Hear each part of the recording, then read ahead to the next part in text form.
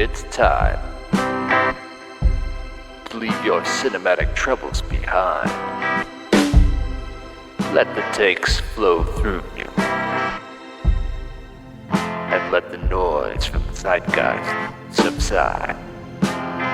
Welcome to Cast Against Time.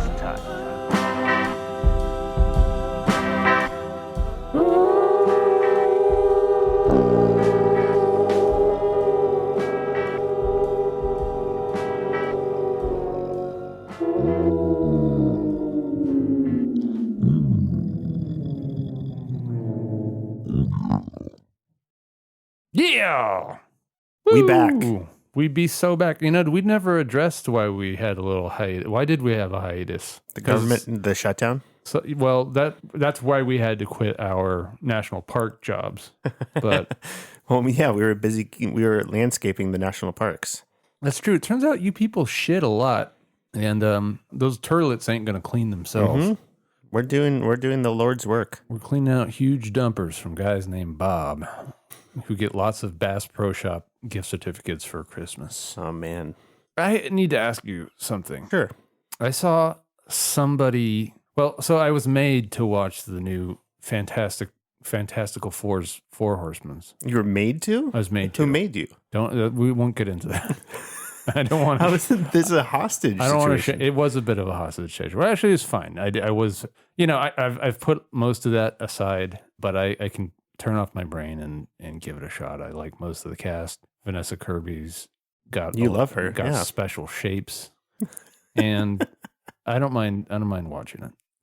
But Sounds like you do. I was enjoying it for what it was. But then, lo and behold, Yeah. and this is not a spoiler for the film, about halfway through, a child makes its way into Franklin. the film. Its name is Franklin. Yeah. And I just want to know which warlock conjured that thing from the ether of my nightmares to exist in this film. You mean the baby's ugly? It's a CGI baby. No. Oh yeah. Is it? Oh, it's No, And I it looked can't be. Yeah, and I looked into this, and it's like notorious CGI baby. No, because there was like some BTS that I saw of a real baby. So there might be some CGI baby. I wouldn't be surprised. Yeah, I don't know, but that is a egregious CGI baby. Either that, or they were using CGI to kind of like Enhance it. insert it into the shots. I think there's probably some close-ups where the real baby is there, and then there's some CGI enhancement on other shots. Because you can't make a What? baby do everything. Sure, they can only work 7 hours a day per California labor laws. Yes. That thing was making nightmare faces. What a disaster of a child that is. If that's a real child, then the parents that spawned it need to be ashamed, or should be ashamed. Well, I mean, within the story, it's your dear Vanessa Kirby spawned it. And there's a shot where she shoots her pants across the room before they drop baby out. Yes. And also so she gives birth to the child in zero gravity. Within a black hole, yeah. That in time warp. That part didn't bother me. Yeah. But she blasts this thing out. And for being in a zero G environment, there is a very suspicious lack of bodily fluids flying around in that room. I'm just gonna say. Oh, it's Disney. They can't have the Come X-rated on, version. show some spray, show some residue. That is a good point that I didn't think of. Just Birth is very messy, and they right. A lot of ladies poop themselves. So I just think that's like a imagine- normal thing. Yeah, so imagine just like the Invisible Woman's sharts. Well, maybe they were flying around the room and they're just invisible. Just imagine there's an invisible shark but flying around. at a there. certain point, they would become uninvisible, and then they would appear. Yeah. But do you think there was a meeting at Disney where they had to discuss that topic? I got the sense that there was very little discussion going on behind that film, other than make movie set in 60, make feel like Pixar sort of reinvent wheel. But then still connect to other films. Still connect by dint of one 30-second scene that most people are watching the movie for. I mean, don't you get the sense, even I, who have admittedly fallen off the bus a little bit, even I found myself going like, okay, I just kind of want to get to to the little after credit interstitial and just see where this is all going. I think I enjoyed the film and the world building it and the different take it had up until that midpoint, and then it got kind of generic. I don't bring it up to launch into a discussion. Sure, but I agree with you of that film. I am actually more interested in talking about this that I saw, and we've discussed this in an actual segment, but it just keeps coming back up and up. So this is a little exchange that I noticed on the Blue Skis because I don't frequent. Skeets. This is a handful of skeets that I've noticed, and I want to understand what's going on with the youth. They're not dancing. It's not a dancing thing. Somebody posts a series of screenshots and they say a TikTok from this film industry account was posted about how an industry survey of Gen Z media consumers found that a near super majority of young people thought television and cinema had too much sexual content. These were the comments. Okay. Here's some. Yeah, we've definitely talked about this. Yeah. Before. Oh, yeah. I'm not. This is why I didn't make it because I would have made this. I could talk about this all day long, but it just keeps coming up, and we are the eyes and ears of the media, as everyone knows. Yeah. What are these quotes? I skip past it. Always unnecessarily long, useless, and adds nothing. It's just an awkward watch. Here's another. It's not even that. Okay. Well, I will try to insert some words. It's not even that it needs to be kept platonic, but we literally don't need to see it clapping. Where are you seeing balls slapping against clapping is happening? Ass? Yeah. Okay. It literally ruins a movie or show for me. I don't mind the occasional plot line using it, but it feels like it's always in everything now. Really? Everything? I feel like it's not in anything I feel anymore. like the industry has caught on to this trend and has actually denuded everything, no pun intended, of the fun bits. It's always awkward when watching with people and totally unnecessarily when watching alone. So I actually, and then somebody chimes in and goes, Gen X here. I also want movies and TV shows to have less sex in them. I would much rather watch well-developed characters, like what you see in foreign films. And I just want to applaud. Foreign films have more of that. I just want to applaud this user here that says, yes, foreign cinema, famous for its lack of nudity and sex. I mean, seriously, what are you smoking? Like, are you just watching like Danish cartoons? I mean, even that probably has I will say, I think the funny thing about this is, like I said, this is not happening in modern films, in my opinion, to the point where when I saw Caught Stealing, and there was that, like, they didn't even have sex, but there was that scene where they got scantily undressed and like alluded to sex. I was like, oh, this is like, I haven't seen this in. But even you see nipples. Sure, but I haven't seen this to this. Nippies. I haven't seen that level, even that level in recent films, because I do think that they're shying away from it. I mean, I guess you probably see it in what was that fucking, what's the Zendaya show? Euphoria? Yeah, so I bet there's so it's not even in Euphoria. So it's like, no, there's a lot of alluding to. Here's what I don't get, and this is going to be me here's Old Man Shakes His Fist at Cloud. Our segment Minute. Sponsored by Ben Gay. Yeah, sponsored by Metamucil. I know for a fact that Gen Z is absorbing and participating in and contributing to some of the most heinous and bizarre porn that we've ever experienced on the planet. Yeah. They just don't want regular sex. And regular sex stuff. Maybe that's it. I just want somebody to tell me, is it that it's too vanilla? Is it that it's not about your stepsister? I just want somebody to like tell me like what is really at the crux of this. Is it like there's not like mommy's milkers or something? And I get the not drinking thing because it's not healthy for you. Yeah, and that, it's like cigarettes back in the day. Yeah, and like dinosaurs like me are like, no, it's good for you. Mm-hmm. Everybody will think this is great, but the sex thing, especially for like, we are looking at kind of a more exposed, culturally exposed generation, open-minded, inclusive. I guess. Yeah. So. And sex positivity is part of that. So in a way, aren't you sex shaming? The thing is, there's a lot of openness and like there's a lot of openness in that regard with how they carry themselves and they dress. Yeah. So why not like? But with the actual act or plotting that act or showing that act, it's the opposite. Also, I'm sorry. Like you're not seeing like balls like slap up against No, ass. like seeing. even in the early aughts or the 90s or whatever, you didn't really see that. Well, listen, we've already gone down this road before, so I'm not gonna keep drudging it up. But I will just say, Do you think they were offended by Sean Penn's boner in One Battle After Another? God, I really hope not, because it's such a funny moment. You know, like I mean, all of that is like such. I mean, that's all. Why do you have to have a boner? I don't get it.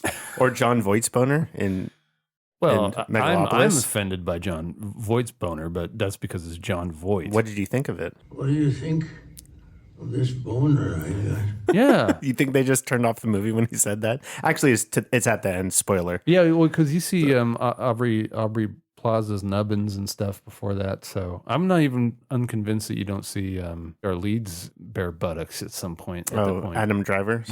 Yeah, and who's that? I don't know the other person. It's Natalie something from Game of Thrones. Yeah, it's Natalie something. and frankly, hopefully her star is rising, but her career has borne out our memory also. Yes. Like, I don't know. I think she was like in the Fast and Furious movies, maybe, and like that's it. Anyway, I think loosen up. well, In a lot of ways they do, but not in this. Wow.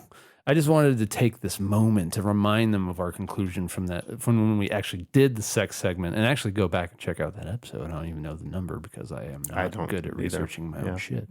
However, just listen to them all, and then you'll run into it. But the conclusion that I think we ran into was consider whether it has any place in the story other than just being slightly shocked. And okay, you know what? I think I know what it is actually, and this is a conclusion that we didn't come to on this episode, so I'm happy to bring it up here. Hey, dog. We got a dog. We got a dog breach. Just burst through we got the a door. dog breach. He heard that we were talking about boners. What do you think of this boner I got? So I think that a lot of, and it's just, I don't mean to be reductive. I'm trying to be nicer to the Zeds. We've also started drinking, so everything is excused. But I think maybe they live at home still. And it's just very possible they're watching movies with mom and dad. And yeah, nobody wants to watch those scenes with their mom and dad. Or they're watching fucking TikToks on the side, and the slapping of the bodies is distracting them from watching dancing. You've got too many tabs open, and there's probably some like TikTok like, "Hey bro, check out my dick" or whatever. And it's like, yeah. And I can't hear her because I hear the slapping. Yeah, like close your tabs. That's the problem. Okay. How many tabs do you have open right now? That's a good question. I'm looking at quite a few. I can't have more than like 10 tabs. I got quite a few tabs, but I know people that just live in a world in a sea of tabs. Yeah, where it's like a literal 2 centimeters of the tab. If I can't read what the tab is, I'm not. Yeah. Or at least I need to be able to pick out the icons. Yeah. From the page. That being said, this is not a show about tabs. No. What show? You might ask. And I might tell you, Cast Against Type. And that's a show where we examine the pathology of the mob, which means, is you. The crowd. That's you, as it pertains to the world of cinema, where we look across the filmic discourse and attempt to restore some sanity, goddammit. And we do this in one of two different ways. One, by unpacking the ideas and assertions we stumble across out there in the media, be it social or otherwise, and by occasionally subjecting ourselves to mysterious media oddities, and two, by spinning the reel of scopophilia, where we let fate decide on a series of film-related exercises that are in no way, Jose, a meaningless or desperate grab for content. Please do this. All right. I'm lucky that I had that button ready to go.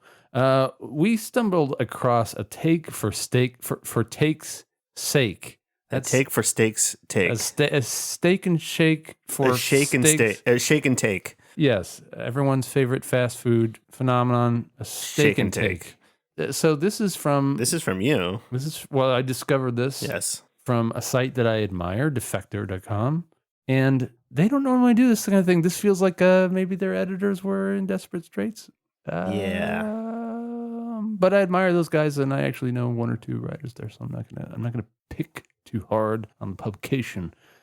And maybe somebody had a bad experience but I don't think this really needs any further explanation. The headline is, I submit to you that popcorn is a bad movie snack. Yeah. So you sent this to me, and I want to ask you. So you read the headline. What is your presumption? What's the argument that you think this person's going to make? So I assumed that they were just going to talk about noise or the fact that kernels get stuck in your mouth. Maybe that it's too salty or that it makes a mess. Yeah, and then they would compare it to other snacks that you can get and make a case of why those are better or taste better, or like kind of just comparing snacks or whatnot. Sure. But can you tell us what Instead, what we you get went is to? this. I'm going to read a little bit from it because it's really not quite a deep dive. Consider the average movie theater visit. Before taking your seats, you purchase popcorn. This being the average theater, they sell popcorn in tubs, ranging from large to literally the size of your torso. And you being the average theater goer, you purchase the torso tub because it's only $1 or $2 more than the child's torso size. First of all, I don't like that phrase. And you feel like you are getting a deal, even though it costs the theater something on the order of 6 cents. But this is okay. You're enjoying a night out. You know you will mindlessly snack on the popcorn until it's all gone. So why not maximize the snacking? You take your seats. There are commercials and trailers and Nicole Kidman telling you that it's fun to attend the very theater chain you're currently in, which feels a little pointless, but you think that it's nice and she keeps getting work.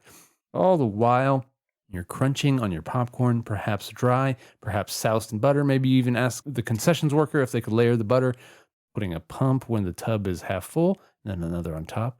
Pre-show reel can now last up to 30 minutes after the scheduled showtime. That's true. So you've been there a while and there's nothing to do really but keep snacking. Well, I would argue that you can just show up later. Have some self-control also. Yeah, true. Before you know it, the popcorn's gone. You've eaten all the popcorn. The movie hasn't even started, and this is not the end of the world. In fact, this is usually how it goes. You did not purchase the popcorn under the belief that you would be eating popcorn steadily for the next couple of hours. You understood that you would eat popcorn and then it will be gone. You can live with this state of affairs. But there's another problem. The average AMC refillable popcorn tub contains 2,650 milligrams of sodium, even before adding butter. The average American adult is advised to consume more than 2,300 milligrams of sodium per day. So here's the problem. Ooh. We are getting into snack shaming Yes. in an article form. So they go on to talk about like how your kidneys work and Yeah, so this whole thing is the reason why he's saying it's a bad snack is that I'm just going to give bullet points. You order too much of it. There's too much sodium. You have no self-control as a person and eat it all before the movie really starts. Because you intake so much sodium, you have to get a Coke, Right. which then causes you to piss and miss part of the movie. okay, yeah. All this is true. And that is his point of why this snack is the worst. Okay, so I want to put to you, Matt, how often has popcorn ruined your theatrical experience? Never. Really? What? Never? Never, because What? because popcorn was never my go-to choice, but in my elder age, I find myself going to it more, and I know that it takes 30 minutes to get to the fucking movie once the reel starts, and so I don't fucking eat it until the movie starts. But man, And I also get a little water cup, and then that quenches my thirst. but man, what about the free refill? I don't get You a get a fucking. free I don't get the refill. torso just because I can get it for another $1. Free. Have some self-control. Also, this has nothing to do with the taste or the quality of the popcorn, which is very misleading of an article. Okay, well, so I actually don't know if every theater does a free refill for every size. No, I most think it's like the theaters- big chains. Yeah, you go get the so-called torso size, and then you get the free refill. Yes. Well, so first of all, I just want to throw this out there. Slow news day. This is a slow ass news day ass article. I'm But we very also sorry. saw this and thought it would be fun. I think it's fun because of this. I want to circumvent the tisking of how much sodium we should eat in a day. Sure. Yeah. no fuck shit. that. Yeah. Well, also like any if you- movie snack is going to be awful yeah, for you. everything that I mean, The fucking filled nachos that they sell at AMC. they say that a hot dog like is literally worse. Like eating one hot dog is worse than like a pack of cigarettes. Yes. I'm just saying. So I thought this would be a fun experiment to not only push back on this gentleman's line of thinking, because not only do I think it's a great snack for the theater, I think it's the perfect snack. Ooh. See, I was going to go the route of ranking the snacks, but I'm interested in yours. Okay. Well, here's why I think it's okay. So first of all, have you ever ordered the torso-sized portion of popcorn? You know what? I didn't order it, but I have an AMCA list, and I ordered a small, and they said, Wow. Way to fucking brag on the show. Really highfalutin over here. Oh, yeah, because I'm the only one that has A-list. Oh, boy. Well, fucking pinky's out, They said I had an upgrade available for free, and that's why I got the tub.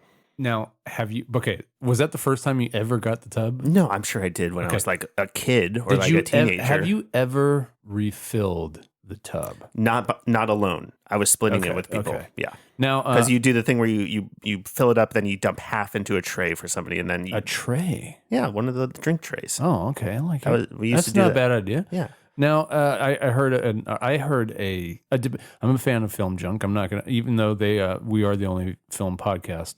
Yeah. Film Junk is film adjacent, and I heard them having a debate about they are Canadian. I heard them having a debate about the ethics of the refill. It was like the nicest debate ever. It actually was.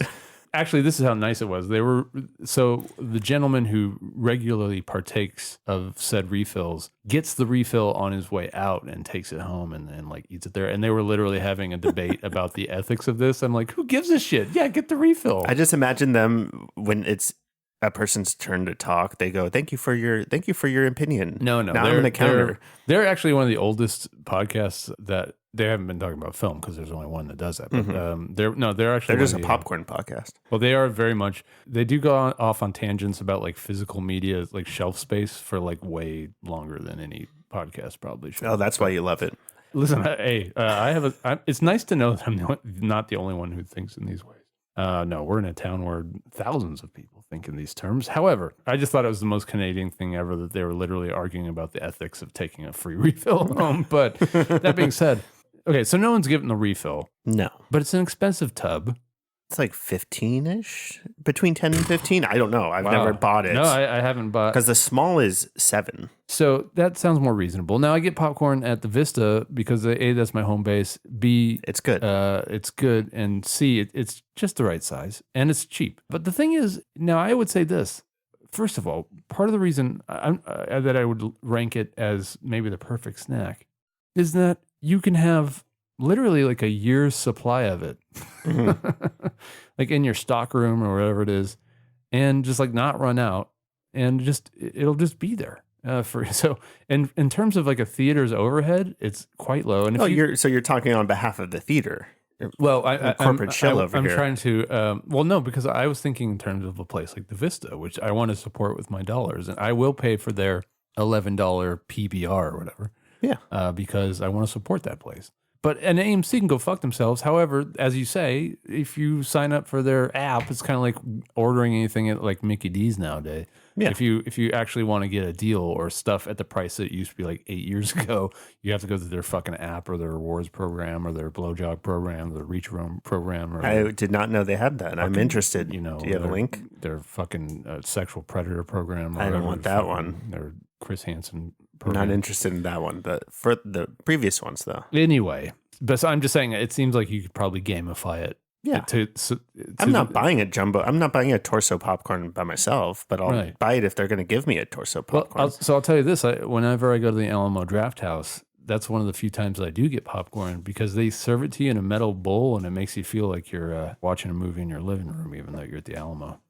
I like the metal bowl's nice. Yeah, I'm into that. The only reason I don't like the popcorn is if there's a loud chomper.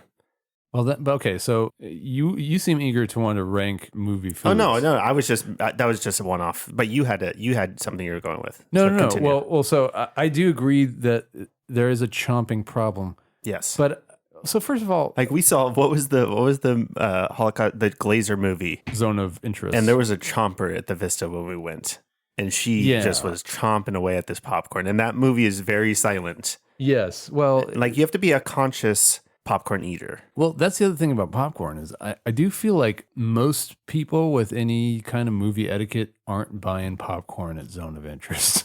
Yes. And I think we bought like beers and popcorn because we got there like 30 minutes early. But if there's a scene where it's very quiet, you're not going to like throw a handful of popcorn you're in telling your me mouth that and movie's chomp. not just a big fucking party.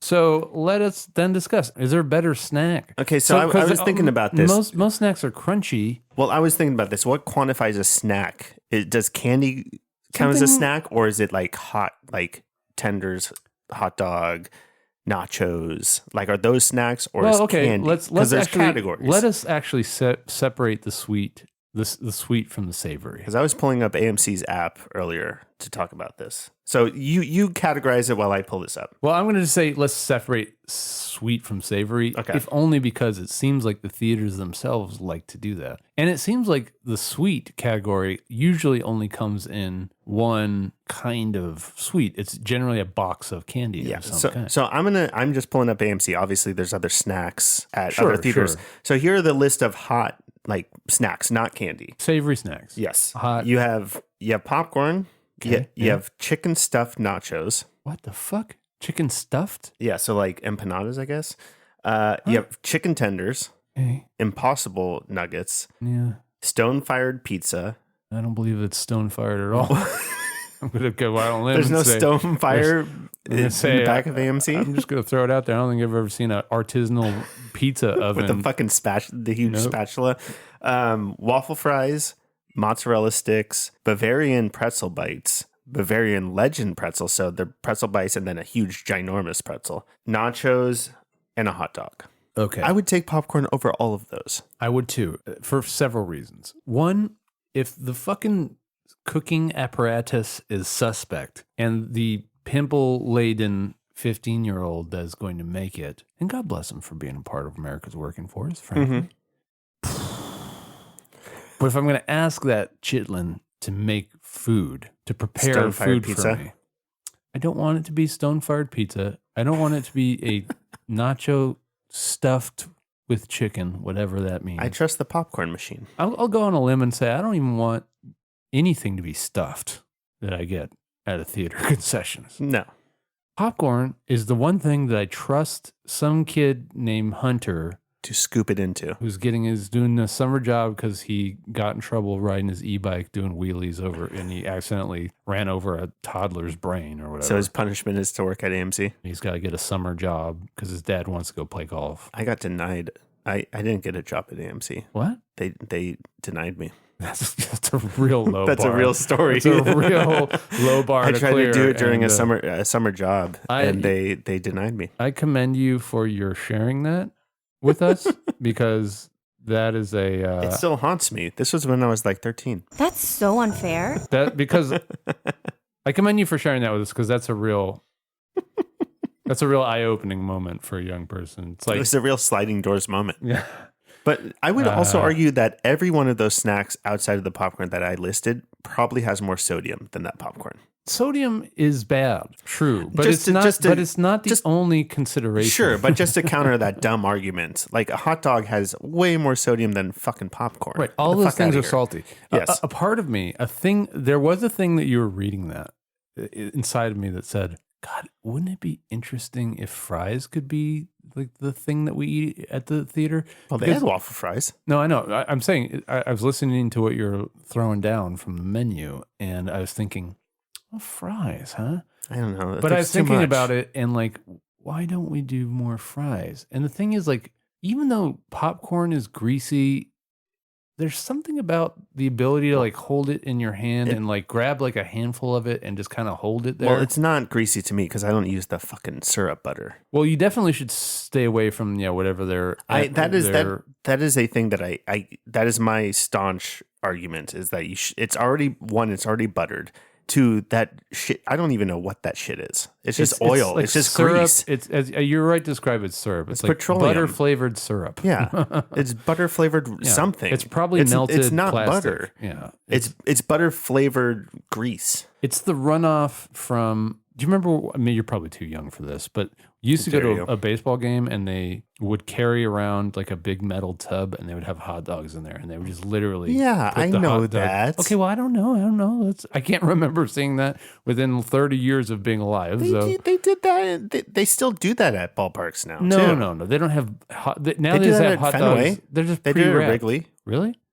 God, I haven't been to an old school Yeah, it's ballpark. like they just put them in foil. Well, now they're all wrapped and ready to go. Oh, But you they- mean they're cooking them while they go? No, they used to have like a metal pot, and like there would just be like it was literally like they took the pot of hot dogs off. That was like filled with hot dogs and water, Oh, it's like the container. Oh, and they would literally like fucking slap bats. slap the Schwiener into a bun for you right there. And I like, don't remember that. Yeah, I'm telling you, this is how fucking old I am. Anyway, there was a time when they would do this.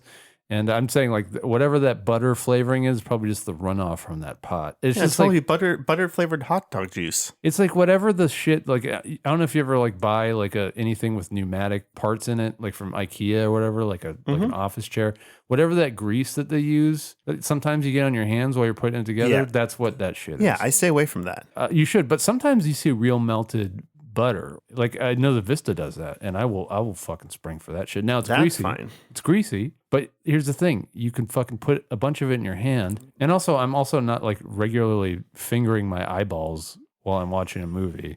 Do you put candy in your popcorn? No, I do like a sweet and savory situation, but not like Milk Duds and gummy bears. Or like M&Ms? Maybe. See, Milk Duds to me, or Raisin, I'm a big Raisin Nuts fan.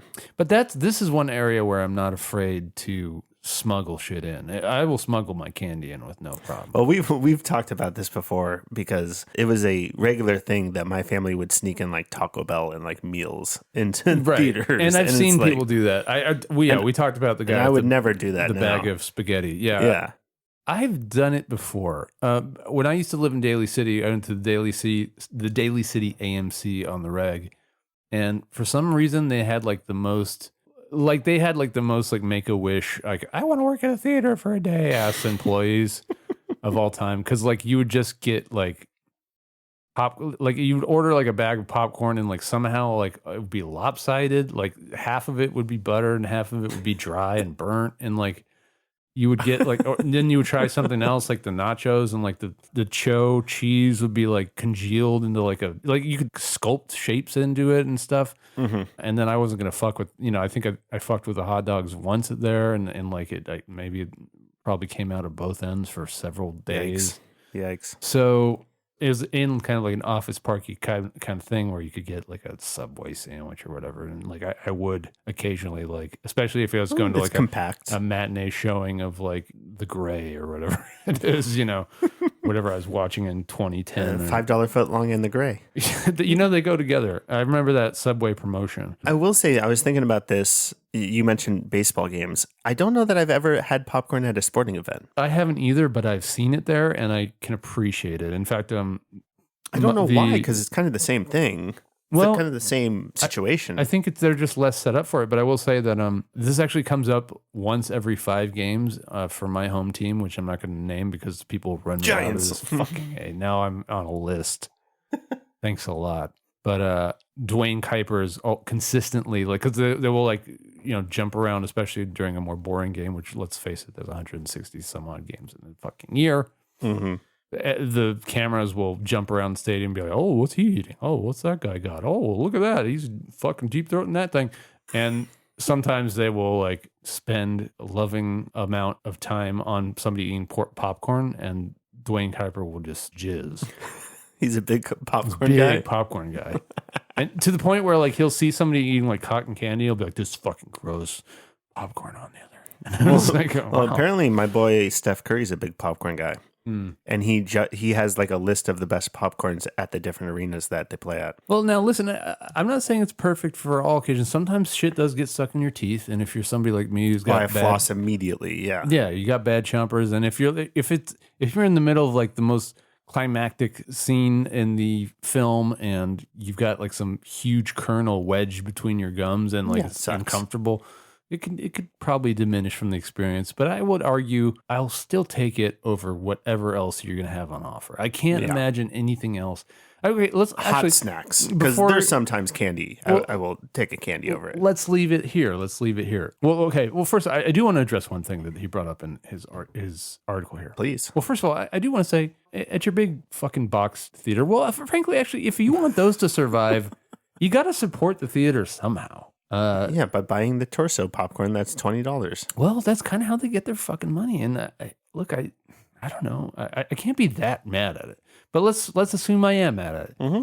I feel like I can just figure out a water-based solution to the dry mouth problem. Yeah. Also, don't eat the popcorn until the movie starts. It's like when you drive through and you get fries and you're like, I'm not going to eat these fries until I get home. Right. Well, they're going to be a cold brick when you get home. But it's the idea of like, if you eat the fries in the car, there's going to be nothing when you get home and sit down and eat. Well, sure. But I mean, first of all, this sounds like a person that doesn't understand that if your movie at AMC, and I think now AMC has to, they tell you. They tell you in the app. Right. So 20 to 30 minutes. It took them 15 years to figure this out. But Well, no, because it didn't used to be this bad. I know.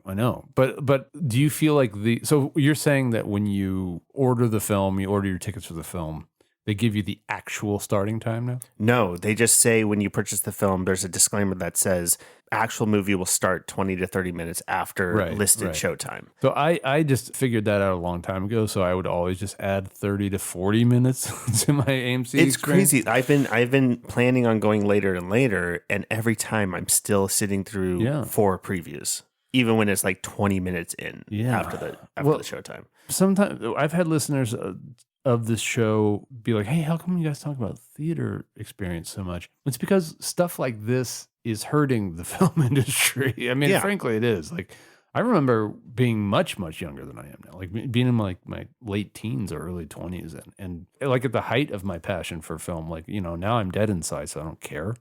But I used to be like, oh man, the world's my oyster. I fucking love the movies. And Mickey Mouse over here. Yeah, I don't know. I don't know why I think 20-year-old me sounded like a fucking Augustus Gloop. But I remember even then just being like, I don't think I want to go to the fucking movie anymore. Fuck this. Well, it's also because the previews that they show are already online. That's the big problem too. And oftentimes there are previews that have been like run into the ground, and they're not actually somehow for some reason they're not like always up on like the latest trailers. And it's also the previews, but also the fucking AMC promotions and the fucking Nicole Kidman. I'm so sick of it.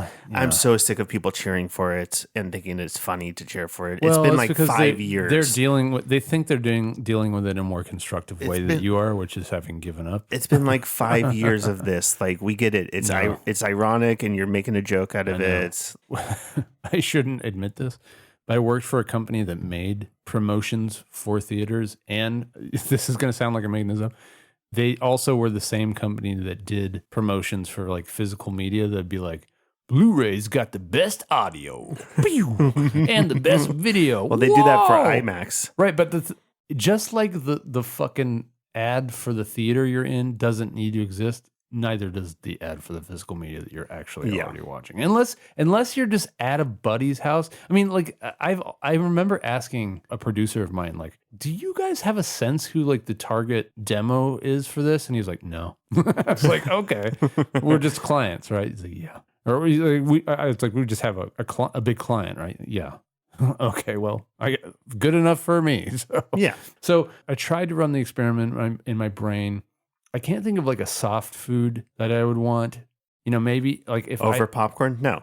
If like ice cream was like easy and like not a mess, but no, there's no way to do that. Maybe nachos, but nachos is a stretch. That cheese can get real. It's also that's a baseball thing. That's not a theater thing. It does feel more baseball. Yeah, I don't know. I challenge anyone. I want to know what your theater food recommendations are. And maybe it's not something that's on the AMC menu. So I'm going to put this out to the listeners now. If you guys have the perfect theater food that isn't popcorn, because when you think about snacks, most of them, 90% of them are going to be crunchy. Yes. And that's death for a fucking theater. Except for the stone-fired pizza. That's not a snack. That's a meal.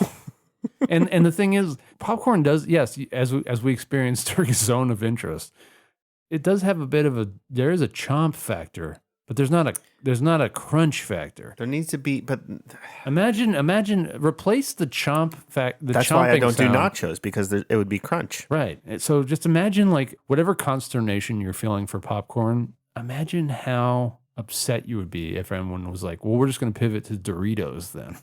Yeah. That'd be much worse. To say nothing of the taco flavoring that you would find on the armrests and shit. Yeah, I don't know.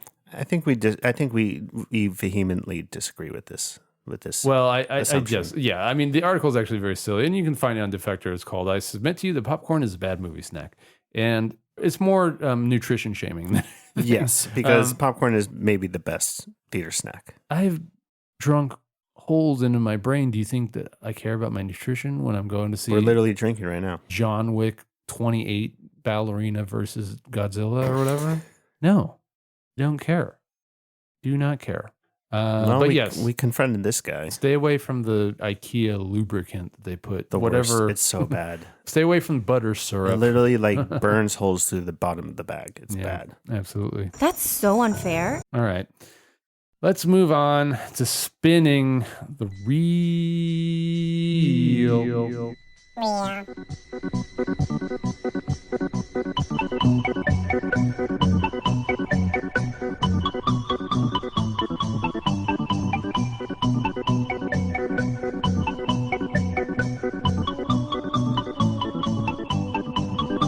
You want to see what I got over here? You want to see this? What do you think of this boner I got? No, not that. Canceled. Not that. I'm talking about the reel. Spin it. I'm talking about reel.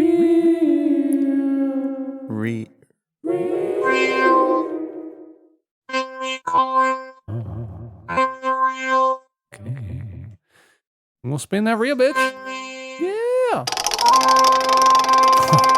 God. Didn't know it was such a sexual act. Oh my God. Okay, I'm not going to spin the rail over for a long time, but we've landed on, actually, this really is everybody's very favorite segment. This movie good. That movie bad. That movie bad. I do like this one. I like it too. This is I particularly, like it too. particularly because it's easy to do.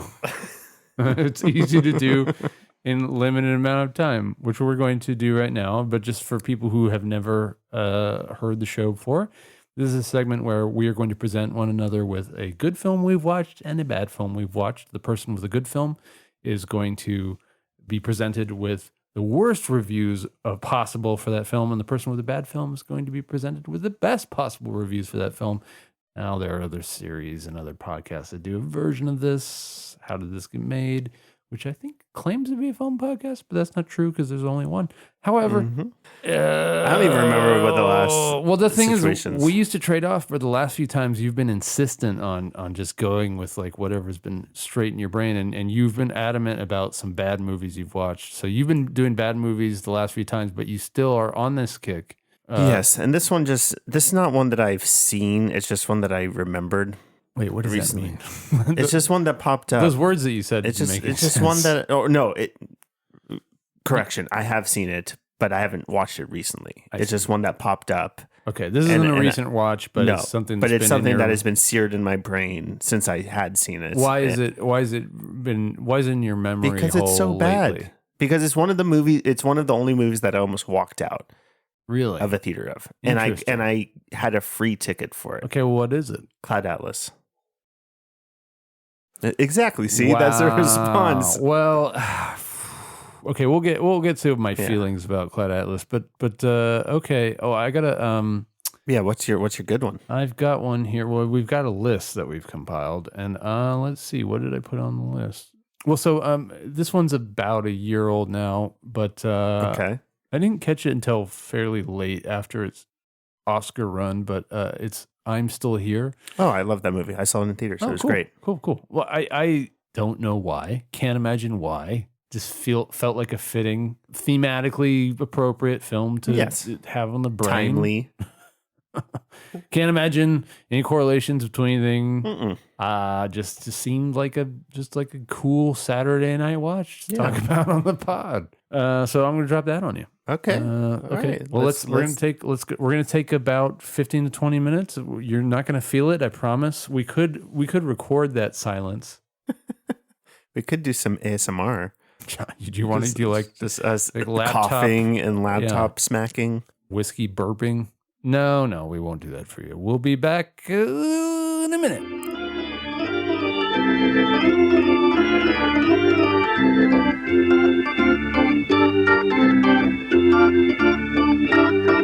And we're back. Okay. Well, now, how do I keep forgetting how we start this? Which movie do we usually start with? Well, I think it's just generally like whoever. So it's basically just whoever went first last time. We reverse it. I think that you went first last time. Okay. So I will go first. Yes. Now, I want to let the audience in on a little. So not unlike How Did This Get Made, which is not a film podcast because there's only one. We don't just source from like Amazon. We trawl the entire collection of internet filth. So I am sourcing today from Letterboxd, Amazon, and Apple. Okay. I'm not going to throw anybody on the bus. We're going to keep with our policy of not punching down. I'm just going to go with the reviews. These are all 5-star reviews for Cloud Atlas. Cloud Atlas. Now, I do, before we get into it, I do have to say, I first watched Atlas. No, well, so first of all, I first watched Cloud Atlas on a plane. Okay. And I think that you're a captive audience on a plane, as we've discussed in great detail. And I did not hate my experience watching Cloud Atlas on a plane. Now, it was an international flight as well. So that helps. Racist. No, I'm saying it helps that it's a long movie. Jesus. But then you watched it again, I'm assuming. But then, and I was actually kind of like up on the film and like, well, my at the time girlfriend would like this. Let's see what we can get out of this on a repeat viewing. And listen, there are some things in there that I would defend, but by and large, it's a big miss. It wasn't the second viewing was not true. It shines a light on some very serious problems. And granted, you didn't like Jim Sturgis and Asian Face. It's been close to 13 years since it came out. Ooh. Times have changed.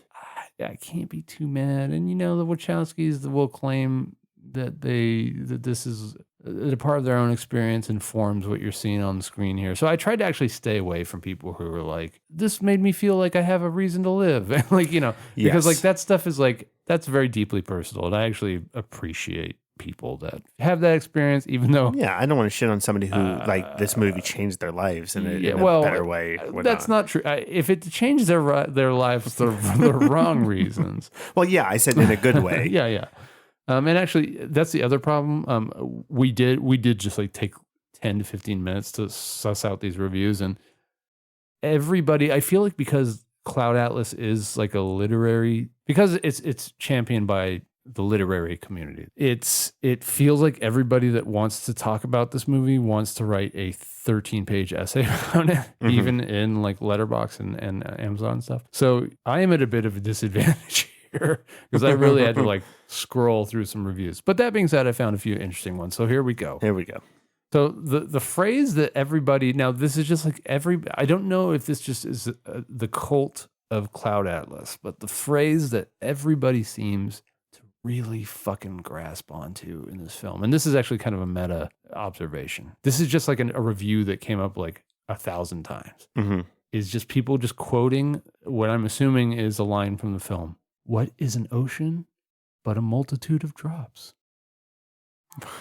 Now listen, I'm sure there are plenty of little earwormy platitudes. Yeah, it's a movie that philosophical is platitudes, philosophical and existential about life. Like it's very that broad. That one feels. This is like the most ham-fisted one. What is an ocean but a multitude of drops? Well, many things. But anyway, This one's fun. Best film I have ever watched. Nope. Sure, a lot of that. It has everything. Everything. What's everything? Political thriller. Political thriller? British comedy. Nope. Techno. Mm, Techno dystopia. Yeah. Hopeless romantic pining. No. Maybe. Writing. Writing? Writing. And then they go on to explain. I don't think that films frequently change my life or mind, but oh my God, absolutely incredible. First of all, the acing and makeup No, he is, meant acing. quite frankly, everyone is so hot and cool. Wait, what? He didn't say quite frankly what? It's quite frankly. Everyone is so hot and cool. Hot and cool. Hot and cool. Everyone. Reminded me I'm bi. What? It reminded me that I'm bi. I forgot. I often forget. That he's bi? They're bi. I'm not going to gender Or them. that's what he's saying? He's reminded them that they're bi. And then he says, I forget sometimes. Well, no, just says reminded me that I'm bi. I think this medium is better than the book because it can do such a good tonal shift between the chapters. I think honestly, the first and final chapters are Wesk. I think he meant weak, and I didn't really care for them. Also, like this is my opinion on the fifth watch. I think it gained 0.5 stars each watch. So what they're suggesting is that they maybe started at 0.5. They don't like it, yeah. And they just force-fed this movie until they're that's like, called Stockholm Syndrome. Yeah. You watch it enough, you're going to think that you like it. Reminded him he's bi. Quite frankly. Yeah, quite frankly. He says it has everything, but then he lists like 2 genres of film. Well, political thriller, British comedy. Yeah. Writing. Action. Writing. There was writing in this. What is that's a genre, writing. Hopeless romantic pining. Techno. Those are like 5 things. Those are just words. Quite frankly. All right, let's move on. I believe this one's from Letterboxd. Perfect. Monumental. Magnolia for freaks. 5 stars. I actually kind of like that one a little bit. It's not a terrible description, but I would say that it's more to imagine like seeing Magnolia and crash. being like, I need this to be more freakish. Yeah. All right. Monumental. Okay. Wow. Here we go. Well, this one's disturbing. I can't believe I gave this a 3 on my first watch. What a fucking dumbass. Oh, fucking easy. idiot. Control. No, this is the literal text. Fucking idiot dumbass. Dumbass moron. I'm stupid. Be nice to yourself. I'm so fucking stupid. Would be 4.5, but I feel like I must make up for my past mistake with a 5. My God. You gotta get in on its frequency, my wife. What?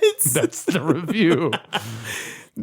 Wait, he says you got to get on its frequency, comma, my Quote, wife. well, it's a quote. Oh, Quote, okay. You gotta get in. You gotta get on its frequency. Unquote. My wife. I thought it was like love my family type Yeah, thing. no, it's not love my family. That was a quote from his wife. Okay. Now, what I wonder is, was the rest of it also a quote from his wife? Fucking morons. Fucking stupid. Yeah, this guy. What a fucking dumbass. I'm worried about this person. Yeah, that's kind of why I wanted to highlight it here.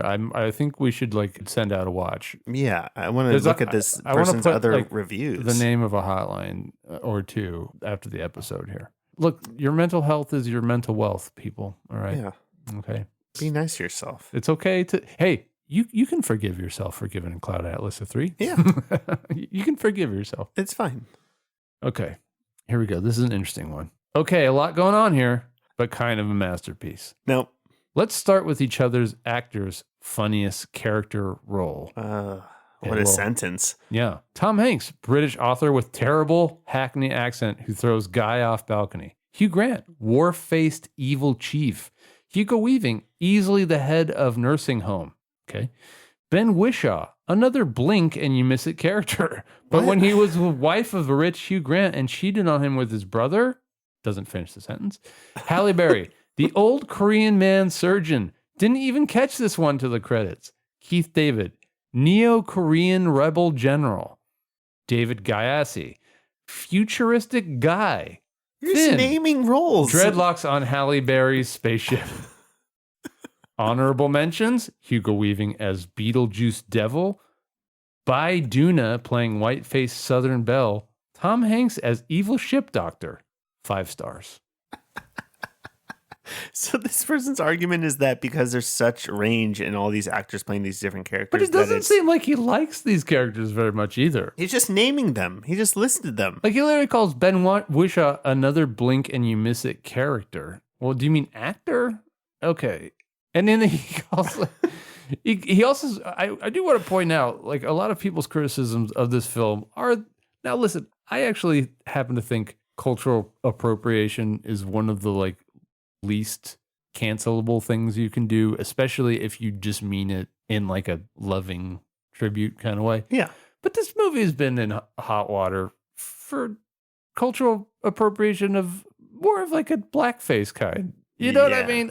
I'm not saying that it deserves that hate per se, but I'm also the wrong person to ask This movie, about that. this movie always struck me, and yes, I'm not Like, qualified for this. It struck me as like an old Shakespearean play where people played multiple roles, and Which I is think that's fine. what they were going for. I do too. And it just happens to be that they were the other roles that they were trying to play were of different race and cultures, I do and too. that's problematic. But the people that are mad about this movie that will bring this up, I don't think that anybody that was involved in the making of it is really all that qualified to say they're wrong.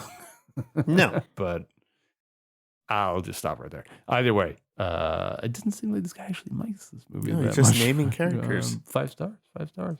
Here's just a couple more. Problematic doesn't even begin to describe it. A monumental achievement, an epical failure. The Mahler 8 of the silver screen. A movie I cannot defend even my closest friends. A platonic ideal of what to do with $100 million. Paul Schrader's fucking on crack. Hugo Weaving destroys in this.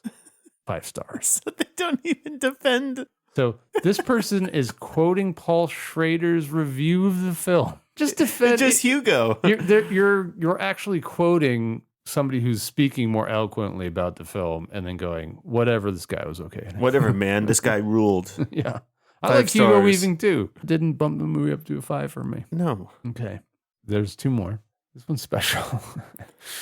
I was confused maybe the first 5 times I watched, Why'd you watch it 5 times then? but I got it On the 6th? on the 6th. 5 stars. What'd you get on the 6th? Tell me. Don't know. Don't know. We'll never know. Okay.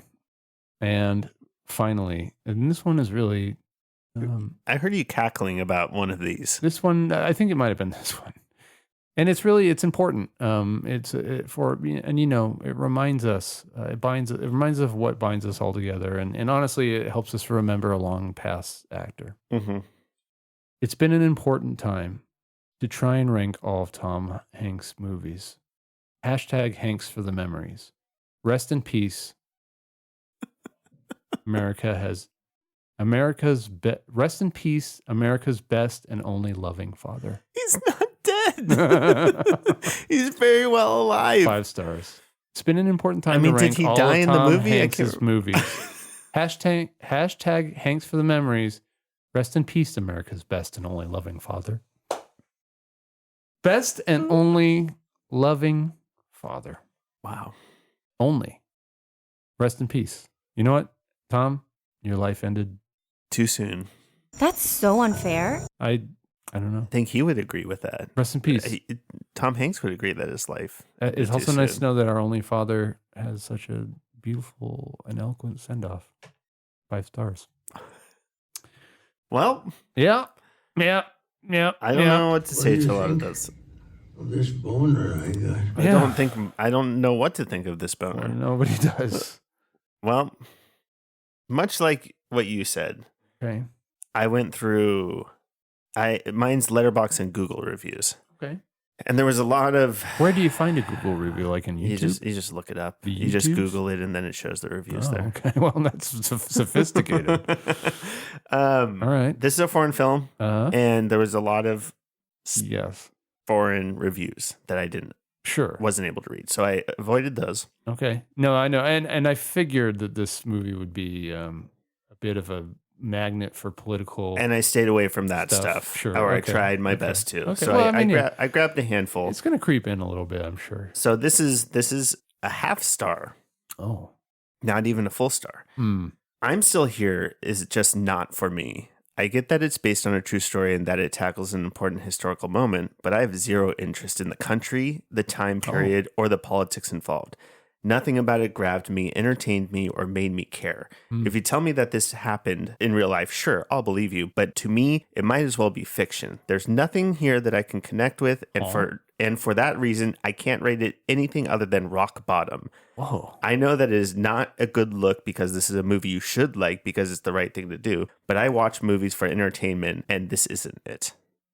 You know, I'm going to go out on a ledge here and say that if you don't like foreign films, there was a real easy way Yeah, that was my thing. Just that you shouldn't could have gone to that you this. could have figured out that this was going to be a problem way in advance. Which part of the marketing for this film? Just curious. Did you see and go like, well, hate foreign films, hate foreigners, don't care about history very much, don't care about political corollaries, not really interested in symbolism. I think that this is the movie for me. Like, which part of which I'm Not Here popcorn bucket convinced you that this was the film to see that weekend? Okay. Yeah, not for them, but they still went and saw it. Okay, continue. Half star. I can't believe this film is getting so many accolades. It's shallow and condescending and has a 5-year-old's understanding of good and evil. Oh, condescending to who? To them. The autocracy that imprisoned people in Brazil. Like, what are you talking about? 5-year-old's understanding of good and evil. I don't think that there was much to understand. It's like, there's like a brutal, authoritative regime that's disappearing people. Not unlike some others we could fucking mention. I'm sorry, sir. You're gonna have to show some ID before you come. Oh no, No, he's coming in. They're coming in. Wow. Okay. 1 star. Slow storytelling. I felt the same way about watching Roma. I fast forward through most of the film. Okay. This is somebody that just saw like brown people speak different language. Me no like. You fast forwarded through the film, so you didn't watch it. Roma's also takes place in a different country. It's foreign, so it's the same country. True. Their accents sound mightily similar. Like, these are the same people. Like, what is their issue? What's their deal? Why are they so sad? Okay. 1 star. I've had a day to sit with this, and I really resent a lot about this film. For one, spineless filmmaking in terms of not creating any semblance of realistic characterizations or making any effort to contextualize the family's own wealth and status in a realm of a dictatorial regime.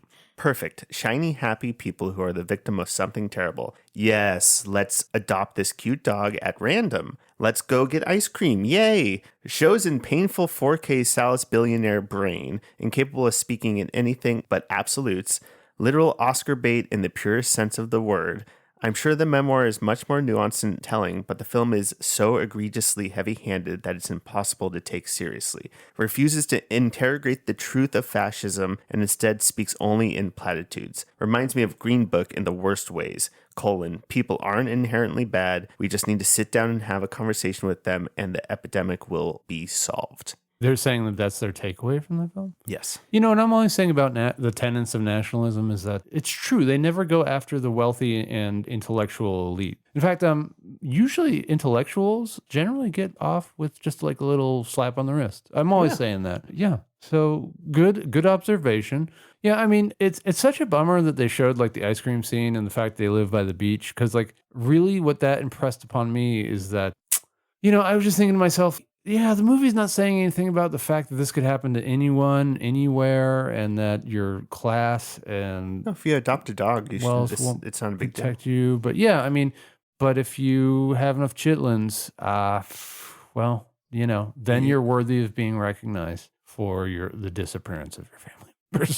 You get it. Good. Well, this might be a bit of somebody who's like, this person might need to just come back to civilization. This actually feels like a very Ted Kaczynski, like review. Anyway, okay. I got a couple more. Okay. 1 star. I watch movies for entertainment. I wasn't entertained. I was bored.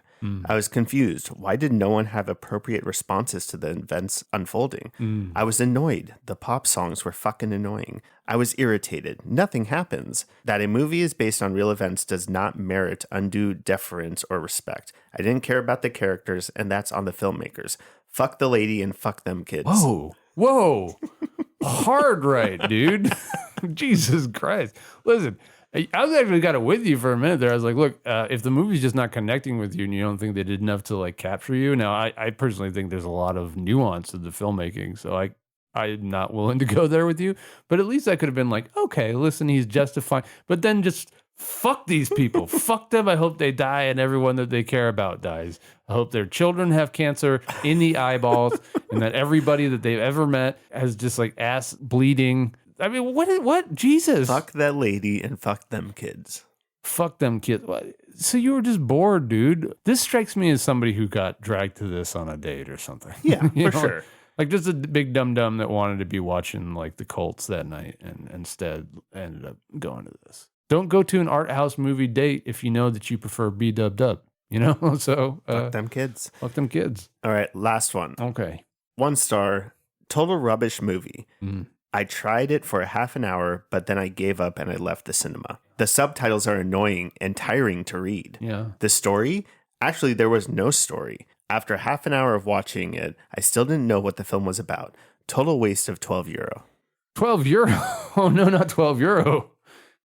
Okay, like this The is just subtitles are annoying and tiring to read. Don't you understand? I got to be honest. I see this a lot.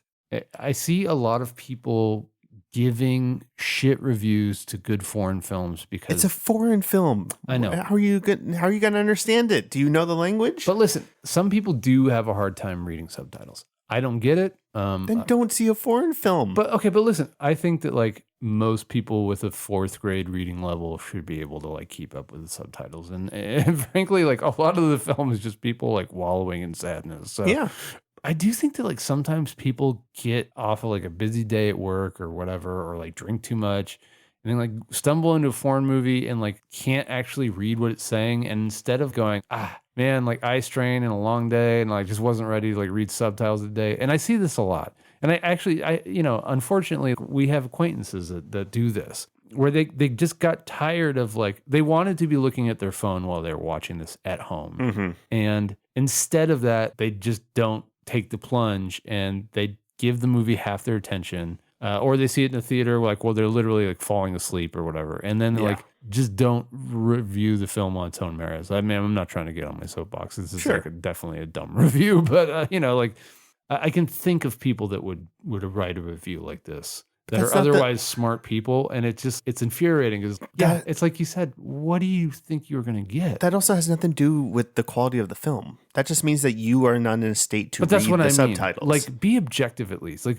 at the very least, go like, you know what? Have some self-awareness. It's like somebody who goes into like a film that's like objectively good, but before they went in, they like literally broke up with their girlfriend and they found out that their dog died and that they have stage 4 cancer, and then they go, I hated that movie. Yeah, maybe you needed to go to TCBY treats tonight. Yeah, like maybe TCBY. maybe you needed a big soft serve. You didn't need to be going to a movie. You didn't need to go to a movie that was going to drag you further down. Yeah, €12 wasted. Yeah. Well, Never sorry, gonna get that dude. €12 back. Yeah. Well, just be glad that you have universal health care. I don't know what to tell you. Well, are you convinced that this was a bad movie? I am. I'm convinced that, first of all, rich people don't have lives, and you shouldn't care about people that have slightly more money than the median. Yeah, I'm even if they're convinced, kidnapped from their families. Sure, for ideological or political reasons. I'm convinced that if people have ice cream together and have a dog, and they have a dog, that you everything's shouldn't fine. give a shit about them. You should disappear their family members. I'm convinced that, frankly, it's boring. You know, I wasn't bored. I was actually quite moved by the film. But I'm now I understand that. Now you get the boredom. You know what really convinced me? Fuck them kids. Fuck the lady. Fuck them kids. And that is a perfect lesson to learn for Cast Against Type.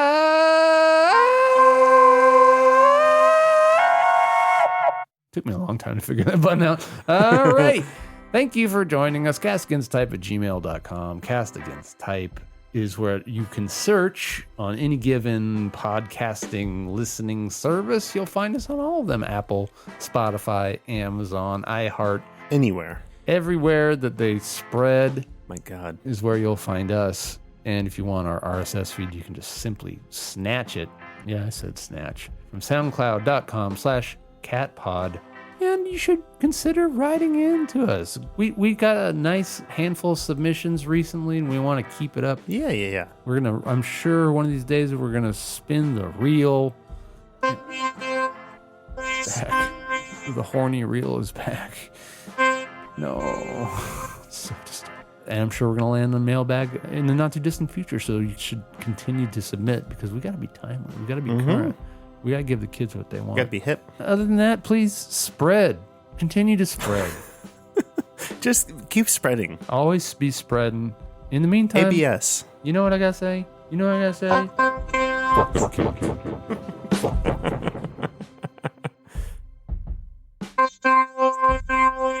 Stop.